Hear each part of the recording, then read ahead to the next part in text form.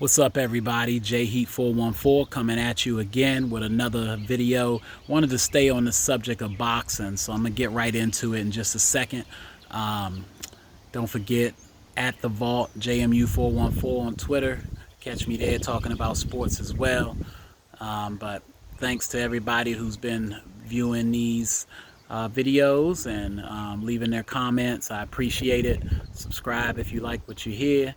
And I'll be at you as regularly as possible with more sports information, mainly talking about boxing, basketball, and football. I wanted to really focus on today the 135-pound class of professional boxers. Right now at 135, we got some really nice boxers in that weight class. Gervonta Davis, Tank Davis is one of the most popular in the division, definitely in my area. So he is a knockout artist. People comparing him to Iron Mike Tyson, but for his weight class, the way he puts people away, that's a lot of the times the comparison I hear when I'm hear people speaking on him. From me watching him, he's very quick with power, so he's got the combination of both. Born and raised in Baltimore, Maryland. He brings a real rugged side to him in the ring. You can tell he's got that mean streak. He wants to be great. Promoted by Floyd Money Mayweather. And hopefully he can pay attention to some of what Floyd did in his career. Maybe some of that will rub off on him, especially the discipline side. He gets criticized a lot for not being as disciplined as he needs to be. He had some trouble making weight at one point for a fight. And, you know, he's still young in his career, so he's got a long way to go. And it's definitely not something where we should be judging him too quick or too fast. He hasn't fought the best of competition yet, but he has fought against some people, some champions. He's won a belt. He's come up from 130 and is now at 135 looking to make some noise. So Gervonta Tank Davis is, representing for the DMV area, the Baltimore area, and, hopefully he can do his thing. That being said, he's got some challengers looking for him. One in particular is a guy named Ryan Garcia, who they're talking about a lot, that's promoted by Golden Boy, Oscar De La Hoya and his crew. If you haven't checked out Ryan Garcia, he's an up-and-coming boxer too, lightning quick, has a lot of accuracy with his punches when I'm watching him as he's getting better and better with each fight. He's got some range and some length for that weight class, being at 5'10" with a long reach. That's pretty tall for a 135 fighter. And Ryan has been calling out Tank Davis, and Tank's heard him. They've gone at it on Twitter a little bit, exchanged a few words. At first, from what I've heard, Ryan Garcia, his promoter, Oscar De La Hoya, wasn't really interested in the Tank fight right away. He felt that Ryan needed some time to fight some more quality fighters before he stepped in the ring with a guy like Tank.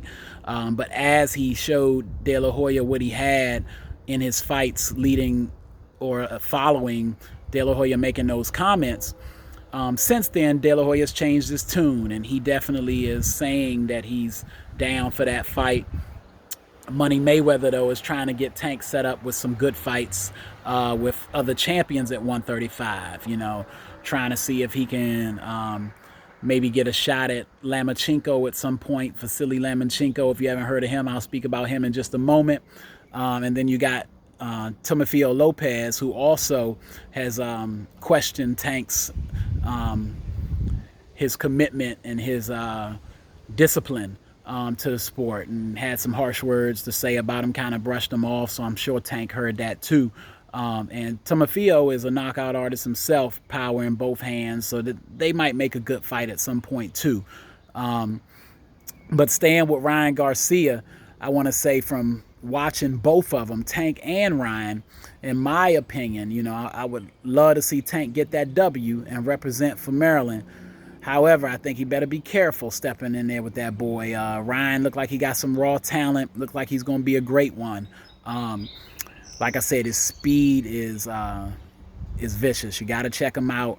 And he's got a little shoulder roll already. His confidence is through the roof. You can tell he really believes in himself, as a lot of pros do. But, you know, this kid seemed like he might have a little something special.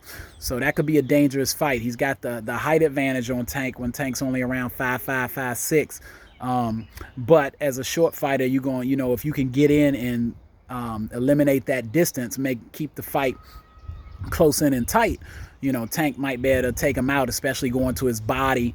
Ryan is a smaller fighter, even though he's taller, and he might be able to break him down like he does most guys. So very good fight that I'm looking forward to. Hope it happens. It won't be immediately this year, even once we get things going from the pandemic, but it'll be something that will probably happen soon enough, because they're up and coming and they might be able to make each other some money and make it an exciting fight. And if it's goes 5, 6, 8, 9 rounds, then maybe, you know, we get more than one of them. But in my opinion, it's going to be a dangerous fight for Tank. He's going to have to watch out for that range, watch out for that speed, and don't get knocked out, because this guy can knock people out too, but does it more with a flurry of punches, as opposed to just that raw hit you and put you to sleep like Tank. So let me know what y'all think about that fight, who you think might be able to win. I'm not going to call it just yet. Based on experience, I'd say you have to go with Tank. He's been a little more tested, even though neither one of them have fought a slew of big-time competition yet. But pay attention. Be on the lookout. Ryan Garcia versus Tank Davis. And then at 135, the other two guys I talked about, Timofeo Lopez, who's been calling out Lomachenko for a while. Lomachenko pretty much told the kid that he needed to get a belt before he was going to give him any type of opportunity. Lomachenko, if you don't already know, you know, he's one of the most decorated amateur boxers in history. Some say the most decorated amateur boxer in history. He got into the professional ranks a little late because of how long he stayed in the amateurs, but he has 2 gold medals, which a lot of people don't do. Going to the Olympics twice, let alone winning the gold both times.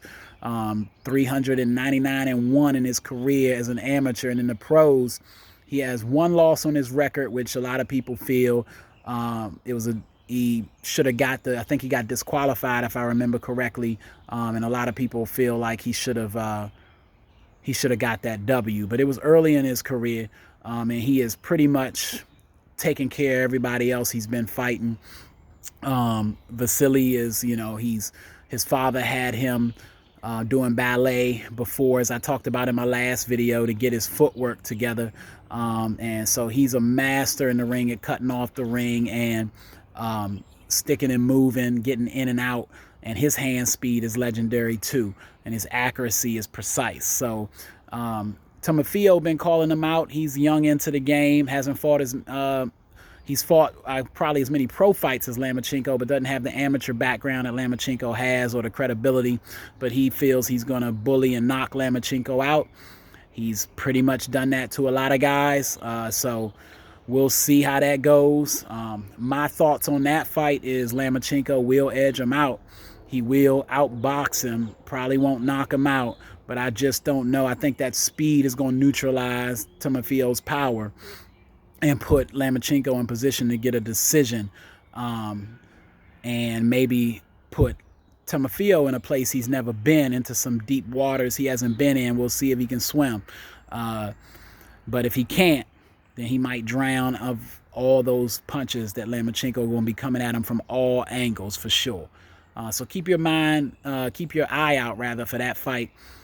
Supposedly is going to happen in September with everything going on with the pandemic. Who knows? We'll see.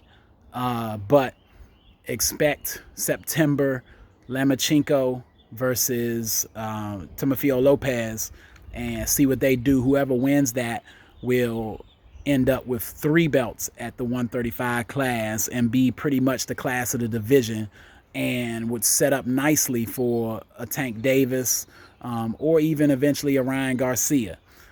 So let me know what you think about those 4 fighters, who you think is actually the best in the division. I know, you know, a lot of people say Vasily, but some people don't like Vasily. They think he's a little overrated or haven't fought the competition yet to prove himself. His promoter talks about him as being, you know, the best fighter he's seen technically since Muhammad Ali. And he has been around Muhammad Ali to see it. So it's not a guy where he's just blowing smoke. I mean, I'm sure he's hyping his fighter a little bit, but he is impressive when you see what he can do in the ring. To me right now, I think you got to give it to Vasily. But when it's all said and done, I could see Tank or Ryan Garcia emerging out of that division. Tomofio probably won't be there too long. He's going to move up for sure to 140, maybe even 147 pretty quickly. But for right now, he's there and he's causing some problems. So let me know what you think about when it comes to those four: Tomofio Lopez, Vasily Lomachenko, Ryan Garcia, and Tank Davis. Who you think is the best at 135? And if you got a name that you think is better than all four of them, holla at me, let me know. Maybe I'll talk about that individual the next time. Y'all have a good weekend. Be safe out there, and I'll be back at you soon. Holla at you.